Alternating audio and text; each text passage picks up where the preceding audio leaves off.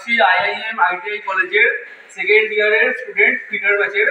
তো আজকে আমরা একটি পেট্রোল ইঞ্জিনের আর্মেচার সমেত খুলেছি। আজকে আমরা দেখাবো তার বিভিন্ন পার্টসের নামগুলি। পেট্রোল ইঞ্জিনের বডির মধ্যে এটা হচ্ছে সিলিন্ডার পোর্শন। সিলিন্ডার পোর্শনের পরে আমরা এখানে আসবো, এটা হচ্ছে আমাদের ক্র্যাঙ্ক শ্যাফট। এই যে এখানে দুখানা ক্র্যাঙ্ক পোর্শন আছে, এই জন্য ক্র্যাঙ্ক শ্যাফট বলা হচ্ছে। এরপরে আমরা আসবো, এটা হচ্ছে ক্যাম শ্যাফট। দেখুন দুখানা ক্যাম আছে, এই জন্য ক্যাম শ্যাফট বলা হচ্ছে। এরপরে আমরা আসবো, এটা হচ্ছে আমাদের পিস্টন। আর পিস্টনকে লাগানো আছে, দেখুন এখানে গজন পিন দ্বারা পিস্টনকে লাগানো আছে ক্র্যাঙ্ক শ্যাফটের সাথে, কানেক্টিং রডের সাথে লাগানো আছে। এটা যে কানেক্টিং রড। আর এছাড়া আমাদের আরো বিভিন্ন পার্টসগুলি আছে, তাদের নাম দেখাচ্ছি আমরা।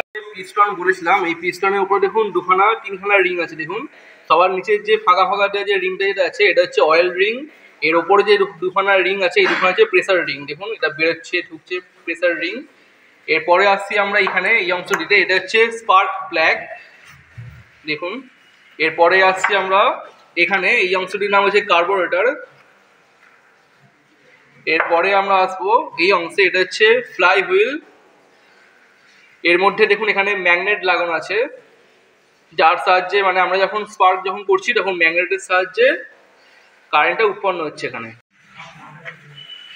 আজকে আমরা তাহলে পেট্রোল ইঞ্জিনের বিভিন্ন অংশের নামগুলি জানলাম এবং তাদের কাজগুলি সম্পর্কে জানলাম। আমরা নেক্সট ভিডিওতে এই পার্টসগুলি কীভাবে অ্যাসেম্বল করবো সেই সম্পর্কে একটি ভিডিও আনবো। আপনারা অবশ্যই আমাদের চ্যানেলটিকে সাবস্ক্রাইব করবেন, ফলো করবেন, লাইক কমেন্ট করবেন, যাতে আমাদের পরবর্তী ভিডিওগুলি দেখতে পারেন। ধন্যবাদ।